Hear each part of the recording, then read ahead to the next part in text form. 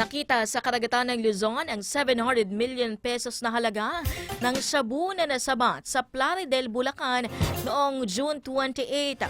Ayon sa ulat ng Philippine National Police Drug Enforcement Group o PDE.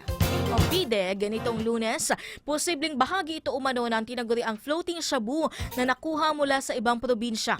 Sa isang press briefing sa Camp Crame, sinabi ni PDEG Director Brigadier General Edwin Quilates na basa ang 103 kilos na shabu at ang 4 na patong na tea bag na pambalot nito, kaya't iniimbestigahan nilang posibleng mula ito sa dagat.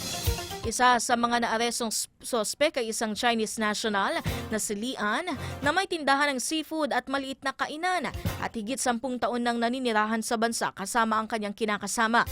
Ayon kay Quilates, susuriin ng mga otoridad ang mga dokumento ng banyaga upang alamin ang kanyang estado sa paninirahan sa Pilipinas.